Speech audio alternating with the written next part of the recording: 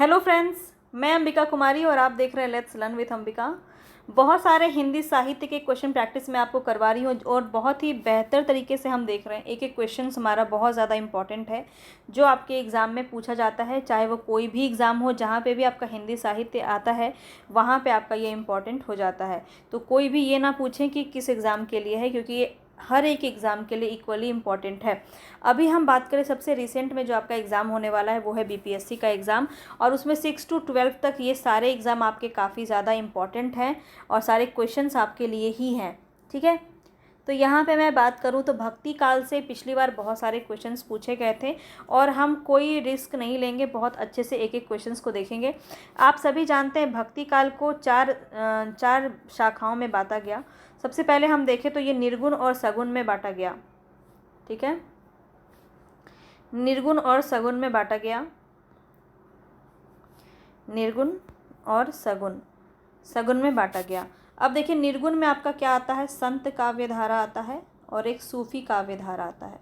ठीक है, सूफी भी आपका निर्गुण के अंदर आ जाता है, जिसे प्रेमाश्रयी भी कहते हैं, ज्ञानाश्रयी और प्रेमाश्रयी। ये आपको सभी चीज़ें बहुत ही डिटेल में जानने की ज़रूरत है।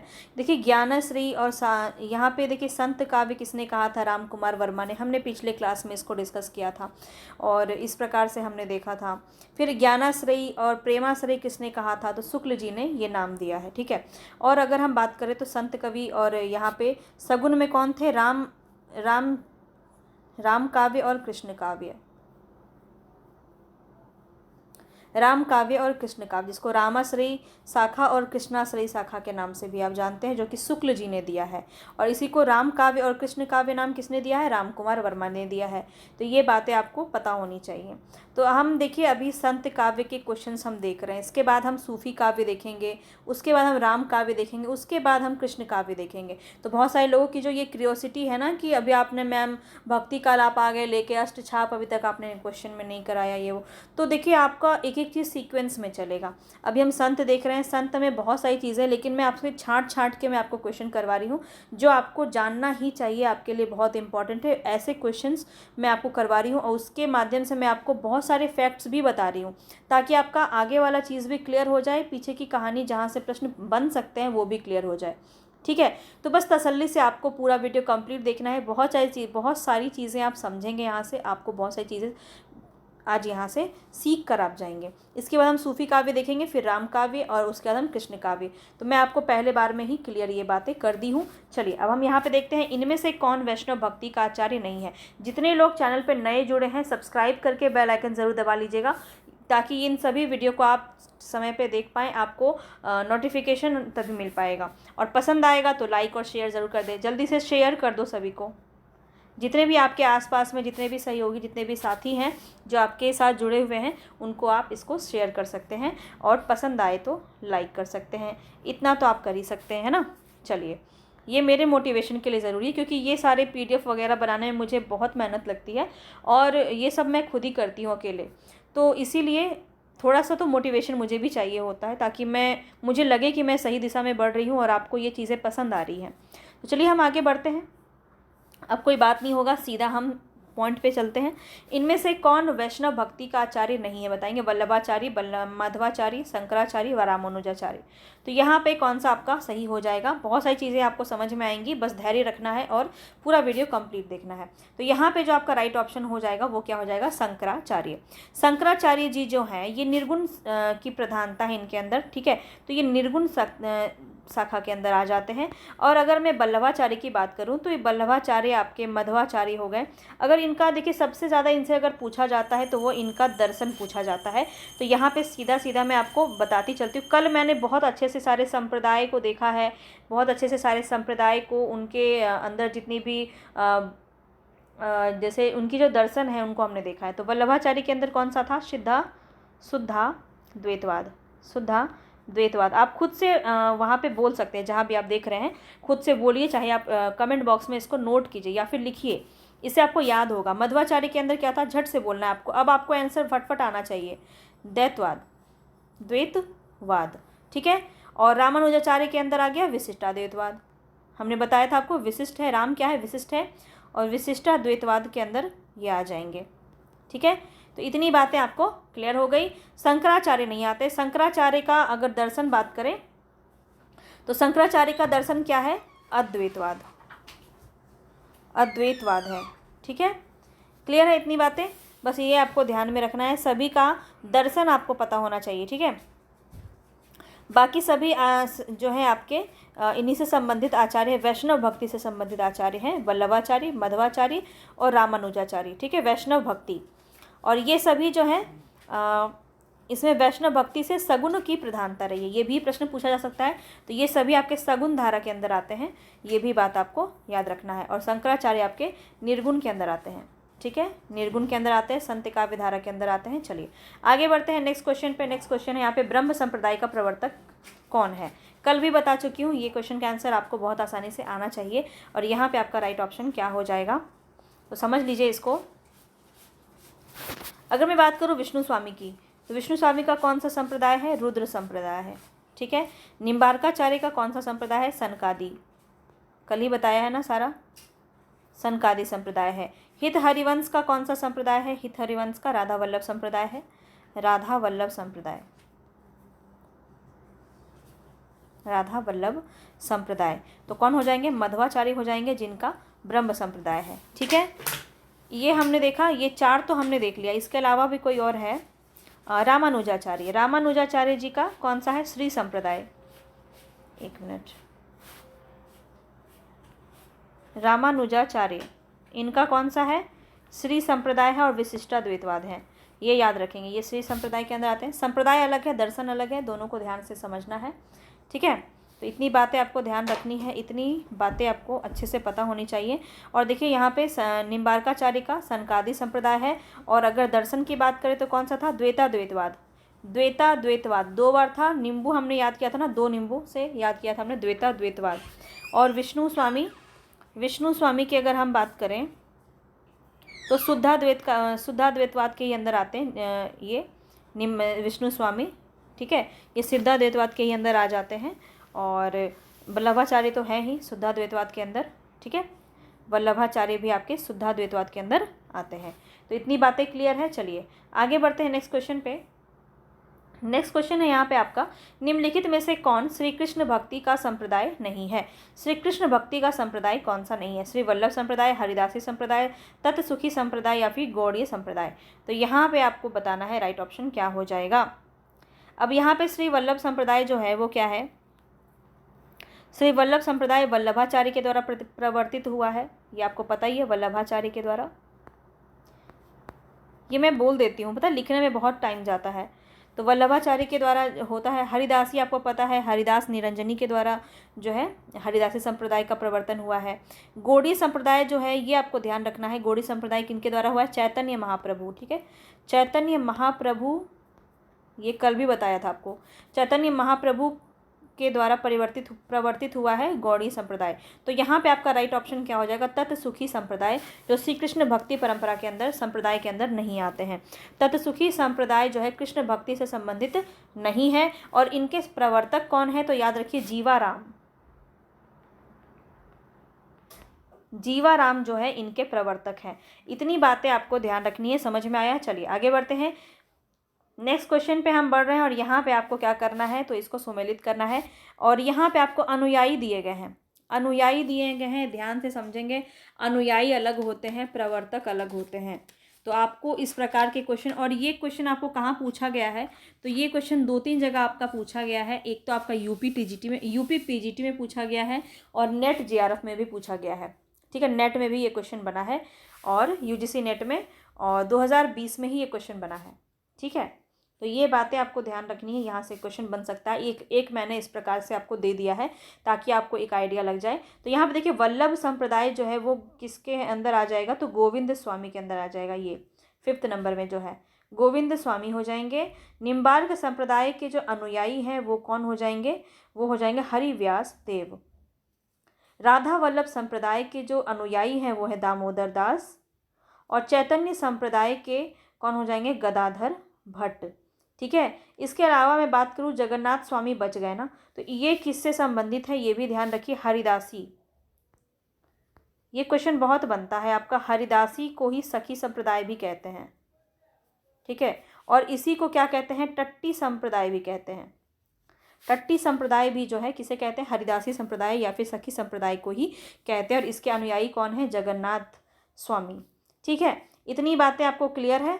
अब देखिए इसके संप्रदाय पुरस्कर्ता कौन है, यानी कि इसके जो आपको मैं ऑलरेडी बता चुकी हूँ, सबका बता चुकी हूँ। ये सारे मुझे आप कमेंट बॉक्स में लिख के बताइए। तो यहाँ पे देखिए वल्लभ संप्रदाय तो वल्लभाचार्य से है, निम्बार्क संप्रदाय आपका निम्बार्काचार्य से है, राधा वल्लभ संप्रदाय किससे है, राधा वल्लभ संप्रदाय तो याद रखेंगे हित हरिवंश से है। राधा वल्लभ संप्रदाय किससे है, हित हरिवंश इनके प्रवर्तक हैं, हित हरिवंश। ठीक है, हित हरिवंश, कलर चेंज कर लेते हैं, हो सकता है आपको थोड़ा दिक्कत हो रहा हो। हित हरिवंश ये हो जाएगा, इनसे संबंधित है। और इसके बाद गदाधर भट्ट जो है चैतन्य संप्रदाय से, और अभी अभी मैंने आपको बताया है चैतन्य संप्रदाय के कौन हो जाएंगे, चैतन्य महाप्रभु हो जाएंगे। और हरिदासी सखी या टट्टी संप्रदाय जो है ये जगन्नाथ स्वामी हो जाएंगे। और इसके अगर प्रवर्तक की बात करें तो स्वामी हरिदास हो जाएंगे। ठीक है, क्लियर है। आगे बढ़ते हैं नेक्स्ट क्वेश्चन पे। बरवे नायिका भेद, कल भी बताया था आपको। बरवे नायिका भेद के रचनाकार कौन है, रहीम, रसलीन, बिहारी, मतीराम। याद रखेंगे रहीम हो जाएंगे। बहुत ज़्यादा इसमें हम डिटेल से बात नहीं करेंगे क्योंकि इस पर हम बहुत ऑलरेडी रहीम के बारे में बहुत सारी बातें मैं आपको कल भी बता चुकी हूँ। और थोड़ा रिपीट भी इसलिए करती हूँ ताकि आपको याद हो जाए, है ना। तो रहीम जो है, रहीम की रचना है बरवे नायिका भेद। मैं आपको रहीम की बहुत सारी रचनाओं के बारे में मैंने आपको बताया है, तो मुझे आप कमेंट बॉक्स में ज़रूर बताइएगा जो आपको याद होगा। रसलीन किसकी है, तो इसके बारे में बात कर लेते हैं। अंग दर्पण रसलीन की रचना है, अंग दर्पण। ठीक है, अंग दर्पण रसलीन की रचना है। बिहारी की रचना तो आपको पता है, बिहारी सतसई है, बिहारी सतसई है। मतीराम की ललित ललाम है, ललित ललाम, ललित ललाम। इसके अलावा एक और है इनका रसराज, रसराज भी बहुत पूछा जाता है, रसराज। तो दोनों ही ध्यान में रखेंगे। ठीक है, चलिए। कलर नहीं अच्छा लग रहा है ना, मुझे भी लग रहा है ऐसा कि कलर सही नहीं है। कौन सा कलर सही हो सकता है, ग्रीन चलेगा क्या? हाँ, ग्रीन सही है, आँख पे नहीं लग रहा है ना। चलिए ग्रीन सही है, ग्रीन को ही हम लेके चलते हैं। अब देखिए नेक्स्ट क्वेश्चन है, विभिन्न मतों के आधार पर हिंदी में भक्ति काव्य की कितनी शाखाएं मानी जाती है। अभी स्टार्टिंग में मैंने आपको बताया है, जैसे ही क्लास स्टार्ट किया है वैसे ही आपको बताया है। बताइए कौन सा हो जाएगा, 3, 4, 5 या 2। आप सभी को बताया है 4 जो है वो आपके संप्रदाय माने जाते हैं। ठीक है, तो भक्ति काव्य को 2 धाराओं में बांटा गया, पहले निर्गुण और सगुण। इसके बाद इनके प्रत्येक के 2-2 शाखाएं इन हो गई, ज्ञानाश्रयी शाखा, प्रेमाश्रयी शाखा। और सगुण धारा की कौन सी हो गई, रामाश्रयी शाखा, कृष्णाश्रयी शाखा। तो 4 शाखाएं हैं इसकी, याद रखेंगे। भक्ति काव्य की 4 शाखाएं हैं। ठीक है, तो चलिए हम आगे बढ़ते हैं। इसमें तो ज़्यादा कुछ बताना नहीं है, पहले ही बात कर चुके हैं। ये क्वेश्चन आपका काफ़ी पूछा जाता है, याद रखिए। भक्ति काव्य को भारतीय चिंतन की धारा का स्वाभाविक विकास किसने माना है। भक्ति, यहाँ पे आपको ये काफ़ी ज़्यादा इम्पॉर्टेंट है। तो यहाँ पे अगर मैं बात करूँ, येलो सही है। भक्ति काव्य को भारतीय चिंतन धारा का स्वाभाविक विकास किसने माना है, बहुत ही ज़्यादा इम्पॉर्टेंट है ये। तो याद रखेंगे कौन हो जाएंगे। हमने इसके बारे में कल भी बात किया था, कल कि किसको किसने माना है, क्या क्या माना है। तो यहाँ पे आपका राइट ऑप्शन क्या हो जाएगा, हजारी प्रसाद द्विवेदी। हजारी प्रसाद द्विवेदी बिल्कुल सही हो जाएगा, ध्यान रखेंगे। श्याम सुंदर दास, इनके बारे में तो कुछ खास आपका नहीं है, पर यहाँ पे एक बात और ध्यान रखना है, रामचंद्र शुक्ल ने क्या माना है, ईसाइयत की देन माना है। रामचंद्र शुक्ल ने क्या माना है, इस्लामिक प्रवृत्ति माना है, इस्लामिक आक्रमण की प्रतिक्रिया। ठीक है, इस्लामिक आक्रमण की प्रतिक्रिया, आक्रमण की प्रतिक्रिया माना है। और हजारी प्रसाद द्विवेदी ने क्या माना है, बौद्ध धर्म से भी इसका विकास माना है। कल भी हमने इस क्वेश्चन को देखा था। और यहाँ पे एक बात और ध्यान रखेंगे, गिरियर्सन ने माना है, गिरियर्सन ने क्या माना है, ईसाइयत की देन माना है, ईसाइयत की देन माना है, ईसाइयत की देन माना है। ठीक है, ये क्वेश्चन आपका बन जाता है, ध्यान रखेंगे। चलिए आगे बढ़ते हैं नेक्स्ट क्वेश्चन पे। कबीर दास में जो रहस्यवाद पाया जाता है वह अधिकतर सूफियों के प्रभाव के कारण है, यह कथन किसका है, बताएंगे। कबीर दास में जो रहस्यवाद पाया जाता है वह अधिकतर सूफियों के प्रभाव के कारण है। मुझे ईमानदारी से बताना कि कितना मार्क्स आपका इसमें आया। 30 क्वेश्चन आज भी हम करेंगे और 30 में आपको बताना है कि कितना क्वेश्चन आपका सही हुआ। ठीक है, तो यहाँ पे बताएंगे डॉक्टर पुखराज मारू, सोमप्रभ सूरी, आचार्य रामचंद्र शुक्ल और डॉक्टर नगेंद्र। किसकी पंक्ति है ये, किसके कथन है ये बताएंगे। कबीरदास में जो रहस्यवाद पाया जाता है वह अधिकतर सूफियों के प्रभाव के कारण है। तो ये जो क्वेश्चन है आपका, ये कहाँ से ये किसके द्वारा कहा गया है। तो यहाँ पे आपका राइट ऑप्शन क्या हो जाएगा, ध्यान रखेंगे, ऑप्शन सी, आचार्य रामचंद्र शुक्ल के द्वारा ये कहा गया है। ठीक है, तो ये बात आपको ध्यान में रखना है। शुक्ल जी कबीरदास को संत काव्य धारा का प्रथम कवि मानते हैं, ये भी बात आपको ध्यान रखना है। और इसकी भाषा को सधुकड़ी भी इन्होंने ही कहा है। रामचंद्र शुक्ल ने कबीर की भाषा को सधुकड़ी कहा है। ठीक है, सधुकड़ी जो कहा है वो रामचंद्र शुक्ल ने ही कहा है। बहुत इंपॉर्टेंट है, काफ़ी बार पूछा गया है। और कबीरदास को संत काव्य धारा का प्रथम कवि भी मानते हैं, कौन, शुक्ल जी। ठीक है, ये दो बात आपको याद रखनी है इसके अंदर। और श्याम सुंदर दास ने पंचमेल खिचड़ी कहा है इनकी भाषा को। ये भी प्रश्न काफ़ी पूछा जाता है, पंचमेल खिचड़ी किसने कहा, खिचड़ी किसने कहा है, तो श्याम सुंदर दास ने। याद कैसे रखेंगे, श्याम सुंदर दास, श्याम सुंदर दास। राइटिंग पे मत जाना, समझ में आ जाए तो बहुत बड़ी बात है, क्योंकि ये मैं आप टैब पेन से नहीं लिख रही हूँ, इसीलिए राइटिंग अच्छी नहीं बन रही यहाँ पे। बस आपको समझ में आ जाए, इतना ही मुझे चाहिए। तो पंचमेल खिचड़ी जो किसने कहा है, श्याम सुंदर दास ने कहा। इतनी बातें याद रहेंगी आपको, बिल्कुल याद रहेंगी। चलिए आगे बढ़ते हैं नेक्स्ट क्वेश्चन पे। नेक्स्ट क्वेश्चन है, प्रभु जी तुम चंदन हम पानी, जाकी अंग अंग बास समानी। तो ये जो पंक्ति है ये काफ़ी ज़्यादा पूछी जाती है। बताएंगे किस संत कवि की ये रचना की ये पंक्ति है, बहुत ज़्यादा इंपॉर्टेंट है, ध्यान रखेंगे। कबीरदास, रैदास, पीपा और या नानक देव। तो रविदास को ही रैदास भी कहते हैं। ठीक है, संत रैदास का नाम ही रविदास भी है, तो ध्यान रखेंगे। और रविदास से आपको यहाँ पे राइट ऑप्शन क्या हो जाएगा, ऑप्शन नंबर 2, रविदास यानी कि रैदास, यानी कि रैदास। तो ये रैदास कौन है, तो काफ़ी बार ये पूछा जाता है। तो ये मीराबाई को जान रहे हैं आप, मीराबाई के गुरु हैं। ठीक है, मीराबाई के गुरु हैं। तो ये भी पॉइंट आपको इसके साथ में ध्यान रखना है। अब पंक्ति की बात करूँ तो कुछ पंक्ति हैं जो बहुत ज़्यादा प्रसिद्ध हैं। जैसे कि अगर मैं बात करूँ, जाके कुटुंब सब ढोर ढोवत, फिरही अजहूँ बनारसी आस पासा। तो ये किसका है, रैदास का ही ये वाला कथन है जो अभी मैंने बताया। इसके अलावा कबीरदास का एक कथन है, बहुत प्रसिद्ध है, हरे रस पिया जानिए जय कबहू ना आए जाए खुमार। तो ये जो पंक्ति है ये कबीरदास की है, बहुत इंपॉर्टेंट है। जो नर दुख में दुख नहीं माने, ये जो पंक्ति है ये गुरु नानक की पंक्ति है, बहुत पूछी जाती है। ये सभी पंक्तियाँ आपको ध्यान में रखनी है। चलिए आगे बढ़ते हैं। नेक्स्ट क्वेश्चन है, द निर्गुण स्कूल ऑफ हिंदी पोएट्री। ये किसका शोध ग्रंथ है, शोध ग्रंथ है, बताएंगे यहाँ पे। इनमें से किसका शोध ग्रंथ है, बहुत ही ज़्यादा इंपॉर्टेंट है ये। और ये जो शख्स हैं जिनके बारे में ये क्वेश्चन है, ये बहुत ही ज़्यादा इंपॉर्टेंट रोल निभाते हैं हिंदी साहित्य में, खास करके भक्ति साहित्य में। ठीक है, तो यहाँ पे अगर हम बात करें, राइट ऑप्शन यहाँ पे हो जाएगा पीताम्बर दत्त बर्दवाल। ठीक है, तो इनके बारे में क्या सारी बातें आपको ध्यान रखनी है वो मैं आपको बता देती हूँ। पहले तो ये जो शोध प्रबंध ये पुस्तक है, ये इनका ही है, शोध ग्रंथ है ये इनका, ये डॉक्टर पीताम्बर दत्त बर्दवाल का है, द निर्गुण स्कूल ऑफ हिंदी पोएट्री। ठीक है, ये बात आपको ध्यान रखना है। अब हम बात करें तो डॉक्टर श्याम सुंदर दास के मार्गदर्शन में पीताम्बर दत्त बर्दवाल ने हिंदी का प्रथम शोध हिंदी काव्य में निर्गुण संप्रदाय शीर्षक से लिखा था।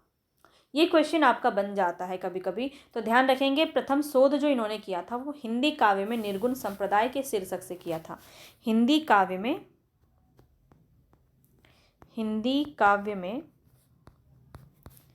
निर्गुण संप्रदाय।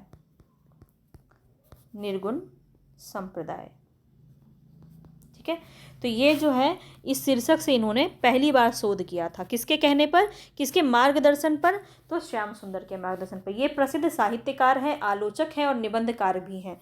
ठीक है, और पीताम्बर दत्त बर्दवाल जो है वो स्वतंत्र भारत के हिंदी में डीलिट की उपाधि प्राप्त करने वाले पहले शोधार्थी हैं, ये भी आपको पता होना चाहिए। और पीताम्बर दत्त बर्दवाल जो है वो गोस्वामी तुलसीदास तथा रूपक रहस्य के सह लेखक भी रह चुके हैं, कबीर ग्रंथावली और रामचंद्रिका के संपादक भी रह चुके हैं। तो कबीर ग्रंथावली के संपादक कौन है, कबीर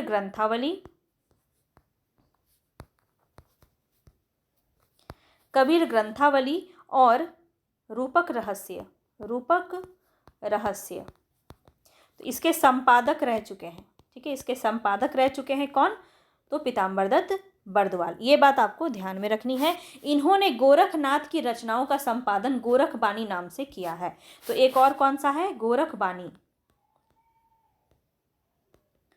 गोरखबानी नाम से इन्होंने जो है संपादन किया है। ये भी आपका बहुत ज़्यादा इंपॉर्टेंट है, इनके रिगार्डिंग जो आपसे क्वेश्चन पूछा जा सकता है, तो ध्यान में रखेंगे, यहाँ पे बहुत ज़्यादा ये इंपॉर्टेंट हो जाता है। अब हम आगे चलते हैं। नेक्स्ट क्वेश्चन है, महाराष्ट्र के भक्तों में सबसे पहले किसका नाम आता है? दक्षिण का पूछा जा चुका है। हो सकता है आपसे इस प्रकार के क्वेश्चन पूछे जा सके, तो जो भी आपके प्रीवियस क्वेश्चन आए हैं उसी के पैटर्न पर आधारित मैं आपके लिए क्वेश्चन सेलेक्ट करके लेके आती हूँ। तो महाराष्ट्र के भक्तों में सबसे पहले किसका नाम आता है? नामदेव, ज्ञानदेव, गोरखनाथ, एकनाथ। बताएंगे। पूरा भक्ति काल बहुत ही बड़ा है। एक्चुअल में मैंने आपको बताया, अभी हम संत काव्य की तरफ ही चल रहे हैं। इसके बाद हम अभी सूफी काव्य देखेंगे, जो प्रेमाश्रयी काव्य शाखा है उसको देखेंगे। उसके बाद हमारा राम काव्य आता है, उसके बाद हमारा कृष्ण काव्य आता है। तो सबसे ज़्यादा जो पूछा जाता है, अगर मैं बात करूँ परीक्षा में, तो संत काव्य से पूछा जाता है और कृष्ण काव्य से पूछा जाता है। तो ऐसा नहीं है, कई बार जो है आपका सूफी काव्य से भी क्वेश्चन देखने को मिलता है, जहाँ पे हम मृगावती, मंझन की रचनाओं को देखते हैं, कुतुबन, ये सब बहुत ज़्यादा पूछा जाता है। तो सारे ही इंपॉर्टेंट है, कोई भी मैं आपको फालतू वाली चीज़ें नहीं करवा रही हूँ। एक एक क्वेश्चन आपका पूछा जा सकता है आपके एग्जाम में। तो यहाँ पे आपका राइट ऑप्शन क्या हो जाएगा? नामदेव। नामदेव कौन है? तो महाराष्ट्र के भक्तों में सबसे पहला नाम इनका आता है, ठीक है। नामदेव के समय में ही नाथ और महानुभाव पंथों का महाराष्ट्र में प्रचार था, और महाराष्ट्र में महानुभाव और बारकरी नामक दो संप्रदाय प्रचलित हुई थी। महानुभाव संप्रदाय के प्रवर्तक चकरधन और बारकरी संप्रदाय के मूल प्रवर्तक जो है वो पुंडरीलीक माने जाते हैं। ये सारी इतनी भी डीप में आपसे क्वेश्चन नहीं पूछा जाएगा। अगर मैं बात करूं नामदेव की, तो ये कौन संप्रदाय से बिलोंग करते हैं? सबसे पहले हम ये देखते हैं, तो बारकरी, ठीक है, बारकरी संप्रदाय से ये बिलोंग करते हैं। बारकरी के प्रवर्तक कौन है? तो पुंडलीक है, पुंडलीक है, ठीक है। तो ये बात आपको इतना सा पता होना चाहिए। जन्म मृत्यु ये सब इनका नहीं पूछा जाएगा। तो जाति इनकी दर्जी जाति के थे, ये दर्जी जाति के थे, ठीक है। और गुरु का नाम इनका था बिसोवा खेचर, बिसोवा खेचर इनके गुरु का नाम था। और इनकी रचना थी अभंग, जो मराठी में थी, और गुरु ग्रंथ साहिब इन्होंने हिंदी में लिखा है, गुरु ग्रंथ साहिब नामदेव ने। तो ये प्रश्न एक पूछा जा सकता है, गुरु ग्रंथ साहिब जो है इन्होंने लिखा था। चलिए आगे बढ़ते हैं। बहुत सारी बातें मैं आपको इनके बारे में बता चुकी हूँ। अब किस संत ने विदेशी आक्रमणकारियों के विरुद्ध आवाज़ उठाई थी? बहुत ही ज़्यादा इंपॉर्टेंट है, बताएंगे। कबीर, गुरु नानक देव, सुंदरदास, मलुकदास। किस संत ने विदेशी आक्रमणकारियों के विरुद्ध आवाज़ उठाई? और ये क्वेश्चन आपका बहुत ज़्यादा इंपॉर्टेंट है, पूछा जाता है। और ये आपका जो है लेक्चरर में ये क्वेश्चन आपका आया है। इसके अलावा जो बात करें तो रीट में ये क्वेश्चन आपका बना है। चलिए देख लेते हैं। तो यहाँ पे कबीर हो जाएंगे, गुरु नानक देव, सुंदरदास, मलुकदास। यहाँ पे आपका राइट ऑप्शन हो जाएगा गुरु नानक देव, ठीक है। गुरु नानक देव बहुत ही ज़्यादा इंपॉर्टेंट है, इनसे क्वेश्चन आपका बनता ही है। तो पहले तो याद रखिए कि इनका जन्म कब हुआ था। इनका जन्म पूछा जाता है 1469 में। कहाँ पे हुआ? तलवंडी में, तलवंडी, लाहौर, ठीक है, लाहौर में हुआ, ठीक है। अब माता का नाम क्या है? बहुत पूछा जाता है इनका, ठीक है। माता का नाम क्या है? तृप्ता नाम है माता का। पिता का नाम है कालूचंद खत्री। पिता का नाम क्या है?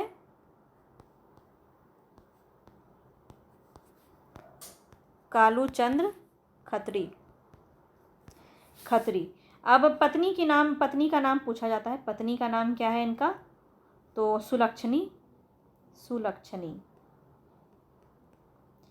सुलक्षणी इनके पत्नी का नाम है। पुत्र हुए इनके श्रीचंद, जिन्होंने उदासी संप्रदाय की स्थापना की, और लक्ष्मीचंद। दो इनके पुत्र थे, श्रीचंद और लक्ष्मीचंद, ठीक है। ये इतना ज़्यादा नहीं पूछा जाएगा। कभी कभी माँ और पत्नी से प्रश्न बन जाते हैं। और इनके ग्रंथ की अगर बात करें तो मोस्ट इम्पॉर्टेंट इनकी ग्रंथ है। इनकी ग्रंथ से प्रश्न आपका पूछा जाता है। तो सबसे पहले जपूजी बहुत ज़्यादा इम्पॉर्टेंट है, ये हमेशा ही पूछा जाता है, ठीक है। जपूजी साहब। असादीबार, आस दीवार, आस दीवार हो जाएगा, आस दीवार। इसके बाद रही रहीरास, रहीरास इन्हीं की रचना है, रही रास। सोहिला, सोहिला इनकी रचना है,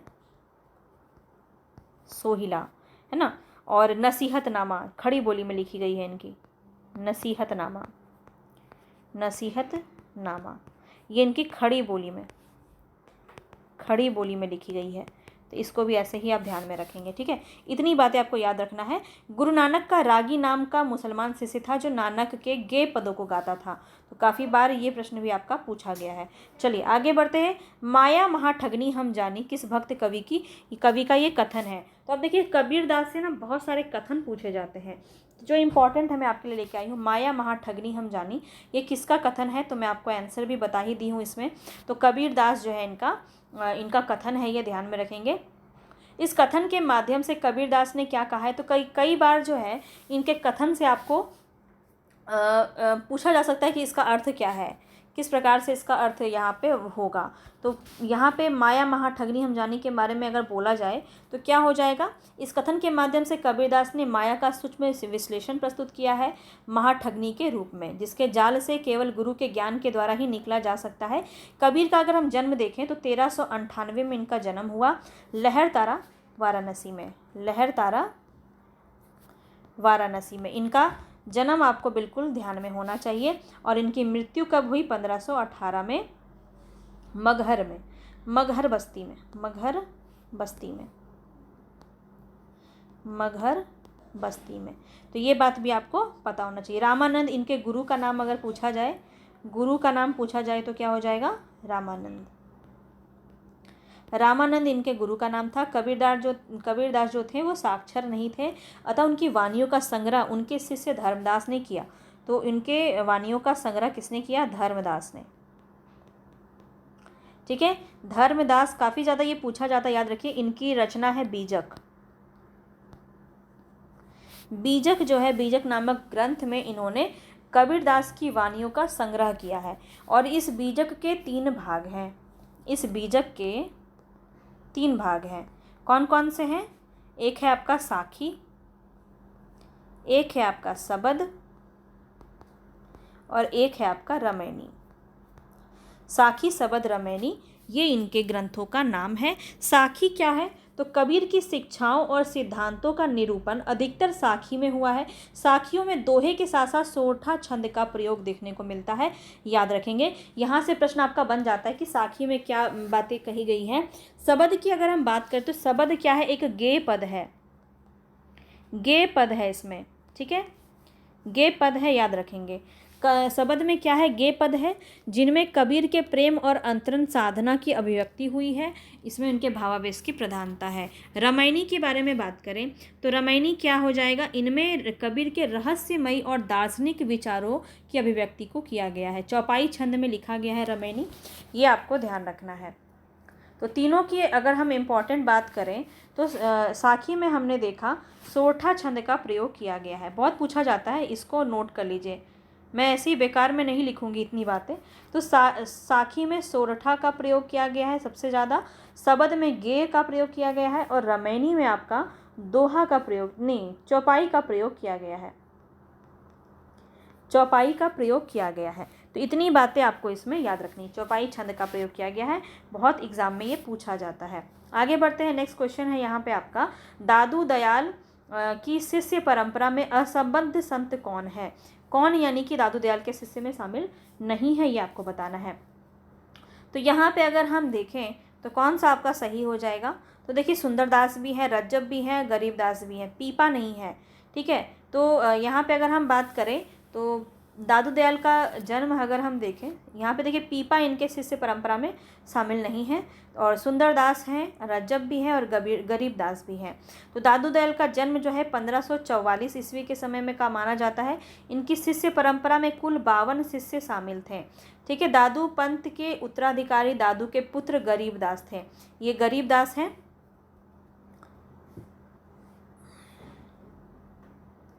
यहाँ पे हमने बताया 52 शिष्य हैं टोटल इनके, और गरीबदास जो थे इनके पुत्र थे, इनके पुत्र थे गरीबदास और मिस्किन दास। तो गरीबदास जो थे वो उत्तराधिकारी बन जाते हैं, हालांकि दोनों ही बनते हैं, गरीब दास और मिस्किन दास दोनों ही बनते हैं। दादू दयाल ने 1574 में राजस्थान में दादू संप्रदाय की स्थापना की थी। दादू संप्रदाय इसकी स्थापना कब की गई थी? 1574 में। पूछा जा सकता है, राजस्थान में की गई थी। दादू पंथ नाम से ये प्रसिद्ध हुआ था इनकी मृत्यु के बाद, और इनका जो निधन हुआ था वो 1603 में हुआ था। चलिए, इतना बहुत है, इससे ज़्यादा नहीं पूछा जाएगा। आगे बढ़ते, राजस्थान से संबंधित संत भक्त बताएंगे संप्रदाय कौन नहीं है? कौन सा है जो राजस्थान से संबंधित भक्त संप्रदाय नहीं है, संत भक्त संप्रदाय? ठीक है, तो निरंजनी, जसनाथी, लालदासी, बाबरी संप्रदाय। तो यहाँ पे आपका राइट ऑप्शन क्या हो जाएगा? बावरी संप्रदाय। बाबरी नहीं है, ये बावरी होगा। ठीक है, बावरी संप्रदाय। ठीक है, तो ये जो है ये नहीं आता है आपका। ये बावरी साहिबा के द्वारा ये स्थापना किया गया था, राजस्थान से संबंधित नहीं है ये। और भक्तिकालीन प्रमुख संप्रदाय में अगर हम बात करें तो निरंजनी संप्रदाय, आपको पता ही है, निरंजनी संप्रदाय हरिदास निरंजनी के द्वारा किया गया था।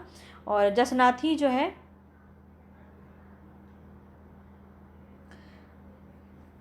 जसनाथी का मुझे याद नहीं आ रहा है, जसनाथी रहने दीजिए। लालदासी संप्रदाय जो है ये लाल पंथ लालदास के द्वारा किया गया था। ठीक है, चलिए आगे बढ़ते हैं। गुरु नानक का पता ही आपको, सिख संप्रदाय था उनका। कबीर का कबीर पंथ था। और जंभनाथ एक थे विश्नोई नाम से, विश्नोई संप्रदाय जो था वो जंभनाथ के द्वारा था। एक बार बहुत पुराना ये RPSC असिस्टेंट प्रोफेसर में ये क्वेश्चन आया था आपका। ठीक है, तो इसलिए मैंने आपको बता दिया, ये जंभनाथ जो है इससे संबंधित हैं। और निरंजनी आपको पता ही है, हरिदास निरंजनी इनसे संबंधित है। लाल पंथ लालदास के द्वारा किया गया। दादू पंथ दादू दयाल के द्वारा किया गया। एक था आपका सत्यनामी जो जगजीवन दास के द्वारा किया गया। ये सब कुछ प्रवर्तक हैं और कुछ संप्रदाय हैं जहाँ से प्रश्न बन जाता है। आगे बढ़ते हैं, नेक्स्ट क्वेश्चन है, निर्गुण भक्ति काव्य धारा में उदासी संप्रदाय के प्रवर्तक कौन है? उदासी संप्रदाय बताएंगे यहाँ पे। उदासी संप्रदाय के अंदर अभी थोड़ा देर पहले मैंने आपसे इसके बारे में थोड़ा सा जिक्र किया था, तो यहाँ पे कौन सा सही हो जाएगा? दादू दयाल, रज्जब, श्रीचंद या मलुकदास? यहाँ पे आपका राइट ऑप्शन क्या हो जाएगा बताएंगे? तो देखिए ध्यान में रखेंगे, बाकी तो बहुत सारा मैंने आपको बता ही दिया है। उदासी संप्रदाय के अंदर आते हैं श्रीचंद। ठीक है, थर्ड ऑप्शन यहाँ पे आपका सही हो जाएगा। ठीक है, श्रीचंद आ जाते हैं, श्रीचंद उदासी संप्रदाय। दादू दयाल का तो पता ही है, दादू पंथ आ जाता है, दादू पंथ। ठीक है, रज्जब का कोई ऐसा संप्रदाय नहीं है, पर ये दादू दयाल के ही शिष्य थे तो उसी के अंदर आ जाएंगे। और मलुकदास का भी ऐसा कुछ संप्रदाय के बारे में हमने नहीं देखा है। तो और वल्लभ संप्रदाय आपको पता है, वल्लभाचार्य, निम्बार्क संप्रदाय, निम्बार्काचार्य, राधा वल्लभ संप्रदाय, हित हरिवंश। बार बार रिपीट करती हूँ ताकि आपको याद हो जाए। हरिदासी संप्रदाय स्वामी हरिदास के द्वारा हुआ। गौणीय संप्रदाय चैतन्य महाप्रभु। तत्सुखी संप्रदाय जीवाराम के द्वारा, अभी हमने थोड़ी देर पहले किया था ये क्वेश्चन।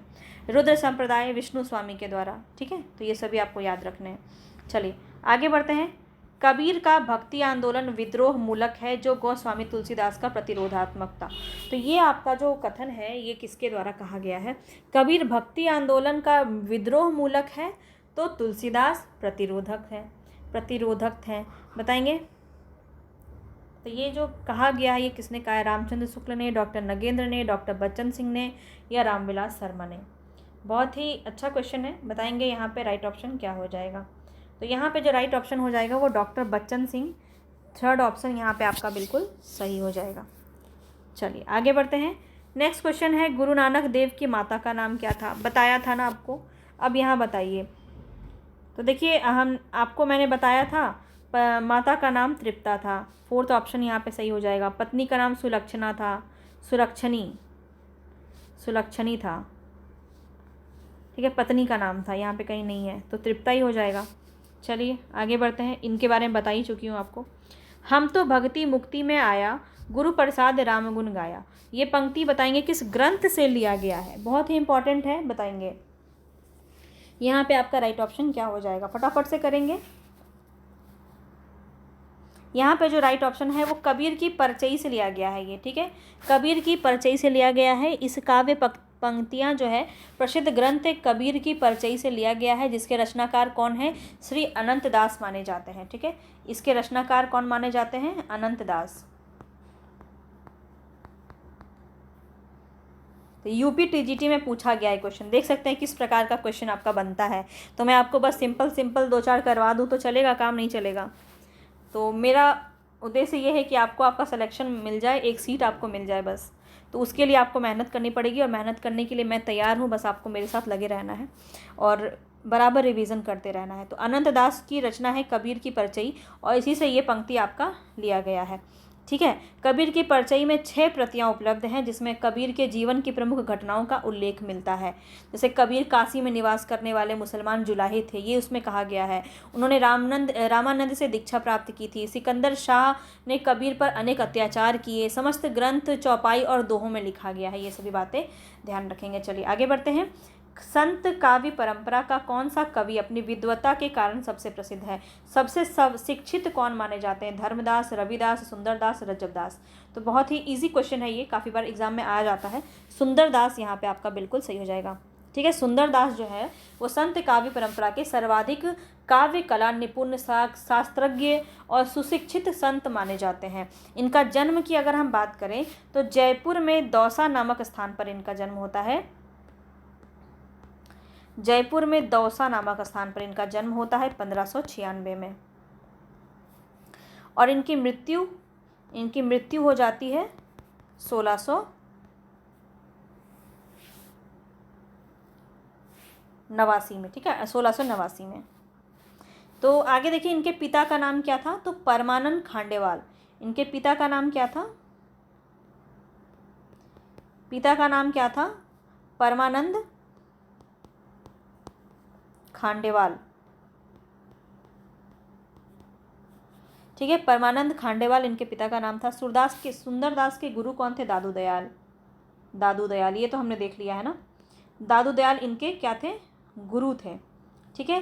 तो इतनी बातें आपको ध्यान रखनी है। इनका जो अगर हम रचना की बात करें तो 2 रचना है इनकी जो बहुत पूछी जाती है। ज्ञान समुद्र इनकी रचना है ये, ठीक है, रचना है ज्ञान समुद्र। एक और कौन सी है? सुंदर विलास।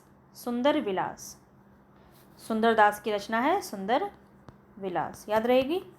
ये 2 रचनाएं हैं इनकी, ठीक है। इतनी बातें आपको ध्यान रखनी। चलिए आगे बढ़ते हैं। नेक्स्ट क्वेश्चन है, कबीर दास जी ने अपने रहस्यवादी और दार्शनिक विचारों की व्याख्या किसमें की है? रामायणी में, शबद में, साखी में, कबीर पंथ में। अभी बताया है, बताओ। रहस्यवादी दार्शनिक विचार बताया है ना कि किसमें हुआ है, शबद में क्या हुआ है, साखी में क्या हुआ है, सभी चीज़ें मैं आपको डिटेल में स्टार्टिंग में ही मैंने आपको बता दिया है। अब इसका आंसर आप बहुत ही आसानी से दे सकते हैं अगर आपने ध्यान से पूरे क्लास को समझा है तो। बताएंगे यहाँ पे कौन सा सही हो जाएगा। तो रामायणी हमने बताया था आपको, साखी, शबद, रामायणी। लास्ट में था रामायणी जिसमें हमने बताया रहस्यवादी और दार्शनिक विचारों की व्याख्या इसमें की गई है। तो देखा आपने, जो भी बताती हूँ ना इस पर क्वेश्चन बने। और ये आपका क्वेश्चन किस में आया है? DSSB में आया हुआ है। DSSB में 2021 में आया है। बहुत ज़्यादा पीछे नहीं जाने की ज़रूरत है, इस प्रकार के प्रश्न आपके अभी बन रहे हैं, तो इसलिए मैं आपको ये सारी चीज़ें करा रही हूँ, ठीक है। बस ध्यान से देख लो। कबीरदास की भाषा कैसी है? सदुकड़ी है, खड़ी बोली है, अवधी है, अपभ्रंश है। तो ये तो सभी जानते हैं, सदुकड़ी है। किसने कहा था? रामचंद्र शुक्ल ने कहा था। रामचंद्र शुक्ल ने कहा था, ठीक है। इतनी बात याद रखेंगे। पंचमेल खिचड़ी किसने कहा था? श्याम सुंदर दास ने कहा था। भाषा का डिक्टेटर किसने कहा था? ये भी एक पूछा जाता है। भाषा का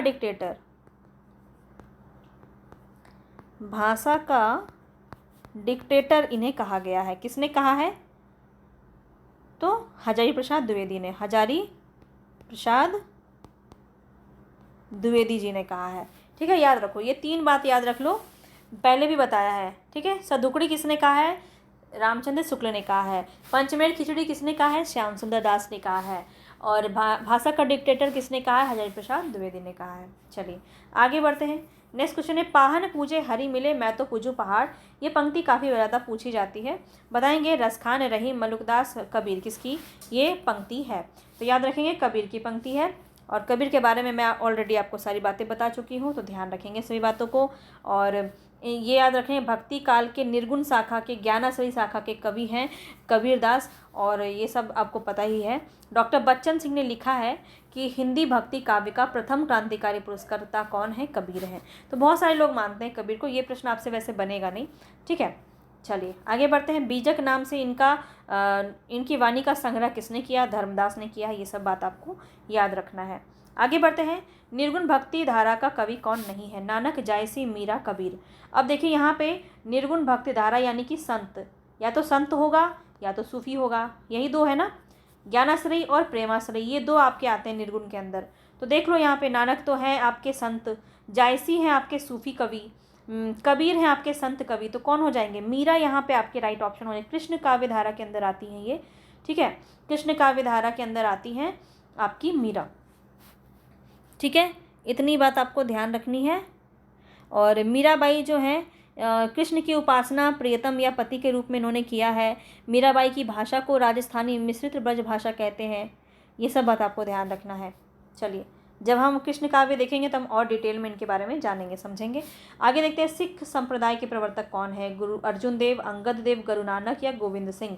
तो कौन हो जाएंगे? गुरु नानक जी। तो यहाँ पे थर्ड ऑप्शन आपका बिल्कुल सही हो जाएगा। बहुत ही ज़्यादा इंपॉर्टेंट है। इनकी रचना याद रख लीजिए, इनकी रचना बहुत ज़्यादा इंपॉर्टेंट है। जपू जी, आस दीवार, सोहिला, गुरु ग्रंथ साहिब में संकलित हैं ये सभी, ठीक है। और जपू जी जो इनकी रचना है, ये याद रख लो, जपू जी जो इनकी रचना है, इसी में इनके दर्शन का सार तत्व संकलित है। ये क्वेश्चन आपका पूछा जाता है।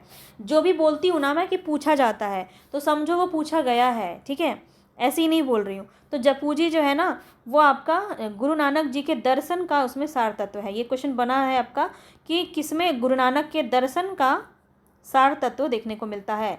तो गुरु दर्शन का सार तत्व देखने को मिलता है जपूजी में, इनकी रचना है। चलिए आगे बढ़ते हैं। नेक्स्ट क्वेश्चन है, निम्न में से कौन मलुकदास की रचना है? उनके नाम बताइए।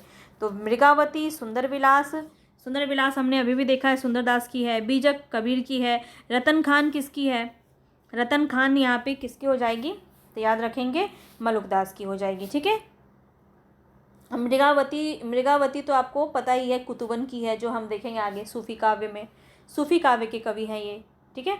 मृगावती किसकी रचना है? तो याद रख लीजिए ये कुतुबन की है, कुतुबन की है, ठीक है। सुंदर विलास सुंदरदास की है। बीजक कबीर की है, आपको पता ही है। चलिए आगे बढ़ते हैं नेक्स्ट क्वेश्चन पे। नेक्स्ट क्वेश्चन है, किस कवि की रचना से प्रभावित होकर अकबर ने गोवध बंद करवा दिया था? मतलब कि गाय की हत्या बंद करवा दी थी। किस रचना से प्रभावित होकर?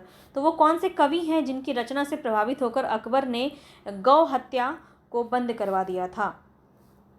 तो ऐसा कहा जाता है, कई ऐसी कथाएं हैं, पता नहीं वास्तविकता है कि नहीं, लेकिन दादू पंथ के दादू दयाल जो हैं, दादू दयाल, यहाँ पे राइट ऑप्शन आपका ए हो जाएगा, ठीक है। दादू दयाल के चमत्कारों की कई कथाएं प्रचलित हैं, जिसमें कहा जाता है कि दादू के चमत्कारों से प्रभावित होकर अकबर ने आमेर के नरेश मान सिंह प्रथम से दादू दयाल को फतेहपुर सीकरी बुलवाया था, और अकबर ने 40 दिन तक दादू दयाल के प्रवचन को सुने थे और उनसे प्रभावित होकर उन्होंने गौ हत्या पर रोक लगा दी थी। चलिए, जो कहानी आगे का वो मैंने आपको बता दिया। यहाँ से भी आपका क्वेश्चन बना है, वो आपका सीधा सीधा DSSB TGT से पूछा गया है, PGT में पूछा गया है, ठीक है। चलिए, वो 2021 में पूछा गया है, बहुत ही रिसेंट में ये क्वेश्चन आपका बना है।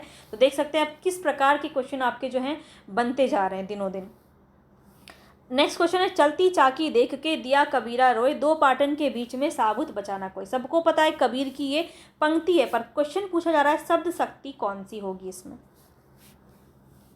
शब्द शक्ति मैंने आपको बहुत ही डिटेल में पढ़ाया है, बहुत अच्छे से, तो जाके ज़रूर देखिएगा, ठीक है। अभिधा, लक्षणा, व्यंजना, विलक्षणा, बताएंगे कौन यहाँ पे आपका राइट ऑप्शन हो जाएगा। आप सभी जानते हैं कि शब्द शक्ति आपके 3 प्रकार के होते हैं, अभिधा, लक्षणा और व्यंजना। अभिधा में क्या होता है?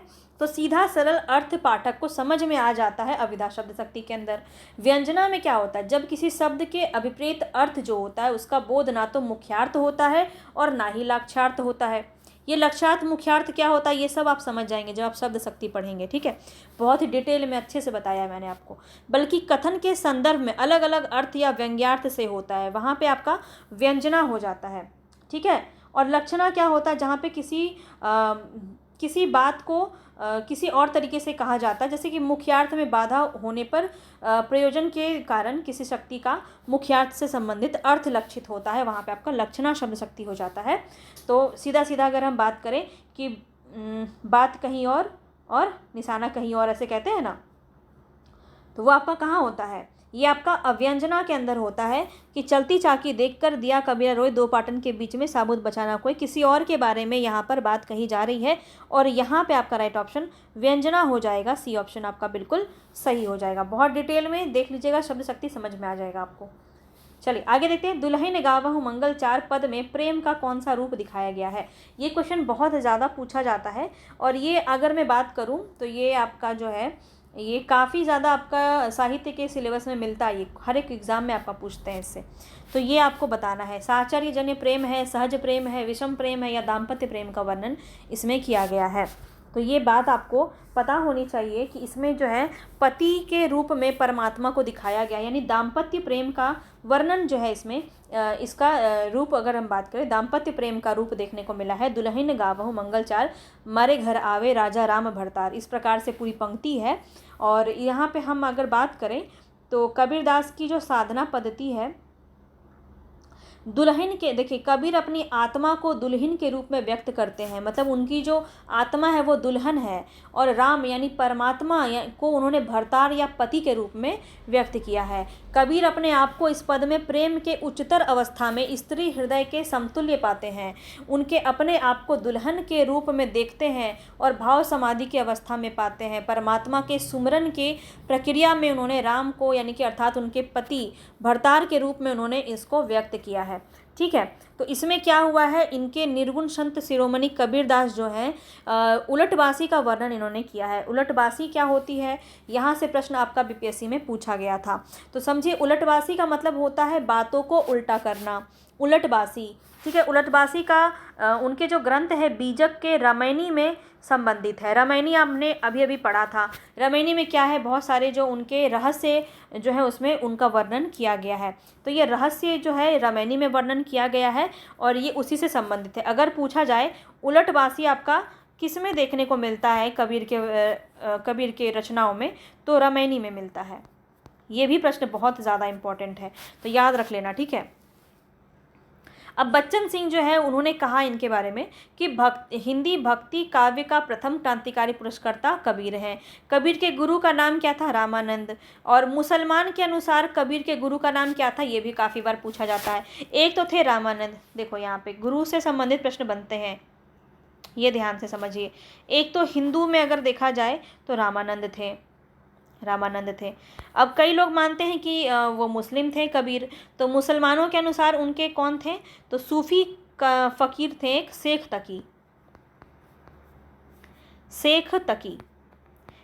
तकी जो है सूफ़ी फ़कीर हैं और इन्होंने इन्हें जो है गुरु माना है, मुस्लिम गुरु।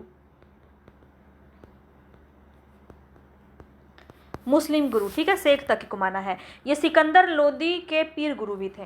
ठीक है, सिकंदर लोदी के समकालीन थे कबीर, ये भी आपको पता होना चाहिए। चलिए, बहुत सारी बातें हैं, बात करते करते तो फिर बहुत सारी चीज़ें हमारे सामने आ जाती हैं। आ गए हम अपने लास्ट क्वेश्चन पे, है ना। तो देख लेते हैं, श्रृंगार रस के घोर विरोधी कौन से संत माने जाते हैं। श्रृंगार रस के घोर विरोधी कौन है, बताइए। देखा जाए तो इजी क्वेश्चन है ये आपका, काफ़ी बार पूछा गया है, तो याद रख लीजिएगा। यहाँ पे अगर हम बात करें श्रृंगार रस के घोर विरोधी कौन से संत हैं, तो सुंदरदास हो जाएंगे। सुंदरदास का है, थर्ड ऑप्शन आपका यहाँ पे बिल्कुल सही हो जाएगा। अब देखिए कई बार ना इनसे क्वेश्चन आपका बन जाता है, जैसे कि DSSB PGT में क्वेश्चन ये बना है आपका। ठीक है, तो इनके बारे में थोड़ा सा हम जान लेते हैं। सुंदरदास जो है श्रृंगार रस के घोर विरोधी संत हैं और सबसे ज़्यादा शिक्षित हैं ये। ठीक है, सुंदरदास दादू दयाल के शिष्य हैं। दादू दयाल कौन है, इनके गुरु हैं। ठीक है, गुरु हैं और श्रृंगार रस के घोर विरोधी तो है ही। इसके बाद अगर हम बात करें, बहुत ही शिक्षित माने जाते हैं, ये बहुत शिक्षित माने जाते हैं। इनकी एक पंक्ति है, रसिक प्रिया रस मंजरी और श्रृंगार रही है जानी, चतुराई करी बहुत विधि विषय बनानी आनी। तो ये जो इनकी पंक्ति है, इनकी दो रचना हमने बात की थी, इनकी दो रचनाओं के बारे में हमने बात किया था, इसको हम एक बार देख लेते हैं। रचनाओं के बारे में हमने बात किया था। क्या लिख रही हूँ मैं, 2 रचनाएं हैं इनकी। पहला था हमने देखा सुंदर विलास, सुंदर विलास। तो इसमें पूछा जाता है अंग कितने हैं, कई बार 34 अंग हैं इसमें, ठीक है। और ज्ञान समुद्र की बात करें, ज्ञान समुद्र, तो ज्ञान समुद्र में 35 उल्लास हैं। 35 क्या है, उल्लास हैं, उल्लास हैं। इसमें कितना है, अंग है। ये बात आपको ध्यान रखना। इनकी रचनाओं का संकलन पुरोहित हरिनारायण शर्मा ने सुंदर ग्रंथावली नाम से 2 भागों में किया है। ये भी बहुत इंपॉर्टेंट है, हरिनारायण शर्मा, याद रखिए। इनकी रचनाओं का संकलन किया है किन्होंने, सुंदर ग्रंथावली के नाम से, सुंदर ग्रंथावली, सुंदर ग्रंथावली के नाम से किन्होंने लिखा है, क्या नाम था, हरिनारायण शर्मा, हरिनारायण शर्मा ने संकलन किया है इनका, इनकी रचनाओं का, ठीक है। चलिए इतनी बातें आपको पता चल गई। अब हम, अच्छा एक और क्वेश्चन है, चलिए आज हम 31 क्वेश्चन कर लेते हैं, कोई बात नहीं। कबीर की उलटबासियों में कौन सा रस प्रमुख है, वियोग है, श्रृंगार है, करुण है, शांत है, अद्भुत है। तो उलटबासियों में हमने बताया आपको रहस्य है बहुत ज़्यादा, तो वहाँ पे आश्चर्य अद्भुत होता है, तो अद्भुत रस का वर्णन यहाँ पे किया जाता है सबसे ज़्यादा, ठीक है। शांत मत लगाना, गलत हो जाएगा, ठीक है। तो याद रखिएगा यहाँ पे अद्भुत रस होता है, सीधे साधे। अब देखिए ये समझ लीजिए कि उलटबासी आखिर होता क्या है, क्योंकि यहाँ से प्रश्न बहुत बन जाता है। तो सीधे साधे ना कहकर घुमा फिरा कर कहना, उलट कर कविता के माध्यम से कही गई जो बात होती है, जिसे कि हम व्यंजना कहते हैं। व्यंजना में भी तो वही होता है ना, घुमा फिरा के बात की जाती है। जैसे हमने आपको जब पढ़ाया था शब्द शक्ति, तब हमने आपको बताया था कि व्यंजना मतलब क्या होता है। जैसे कोई सास बहू वाला सीन ले लो, कोई लड़की होंगी जो शादीशुदा होंगी, वो अच्छे से रिलेट कर पाएंगी इसको, कि अब कह दिया गया, अगर सास ने कह दिया कि 9 बज गए भाई, या फिर शाम के 5 बज गए हैं, तो बस बहू रानी समझ जाओ कि अब उनको चाय पीनी है ना। तो इस प्रकार से क्या किया जाता है कि सीधा सीधा चाय मांग नहीं सकते हैं वो सीधा कहेंगे कि टाइम हो गया है, बहुत टाइम हो गया, 5 बज गया, तो मतलब समझ जाइए कि अब चाय पीना है। तो इस प्रकार से हमने आपको बताया था, बहुत ही अच्छे से मैंने आपको समझाया है व्यंजना, जाके ज़रूर देखिएगा शब्द शक्ति अगर आपको नहीं आता है तो, ठीक है। तो ये सभी बातें मैंने आपको बताई हैं उसमें। तो देखिए व्यंजना और उलटबासी दोनों एक जैसी बातें हैं, ठीक है। तो यहाँ पे उलटबासी उसी प्रकार की चीज़ों को हम कहते हैं। तो संतों में अगर हम बात करें तो कबीर की रचनाओं में उलटबासियाँ ज़्यादा देखने को मिलती हैं। अब समझ गए आप उलटबासी क्या होता है। अब हमारा ख़त्म हो गया आज, हाँ ख़त्म हो गया। चलिए मैं आपको एक होमवर्क दे देती हूँ। आपने एक पंक्ति पढ़ी होगी, खास करके अलंकार में। क्या था पूरा पंक्ति, जैसे है ना, पानी गए ना उबरे मोती मानुष चून, पानी गए ना उबरे मोती मानुष चून, मोती मानुष चून।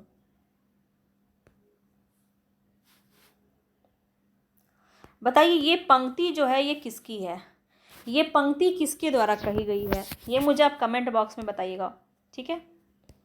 और जिसका भी सही होगा कल बताऊंगी, ठीक है। ये मुझे आप कमेंट बॉक्स में बताइएगा, ठीक है। पानी गए ना उबरे मोती मानुष चून, ये पंक्ति काफ़ी पूछा गया, एक क्वेश्चन में मैंने देखा है एग्जाम में, तो मुझे याद आ गया। बताना इसकी पंक्ति किसने कही है, ठीक है। किस एग्ज़ाम में पूछा गया था, तो DSSB में ही पूछा गया है, ठीक है, याद रखिएगा। चलते हैं, मिलेंगे फिर आपको हम नेक्स्ट क्लास में। पसंद आया होगा यहाँ तक तो चैनल को लाइक कर देना, ज़्यादा से ज़्यादा लोगों तक शेयर कर देना, ठीक है। और नए हो चैनल पे तो सब्सक्राइब तो कर ही देना, तभी आपको मेरे वीडियोज़ मिल पाएंगे। धन्यवाद।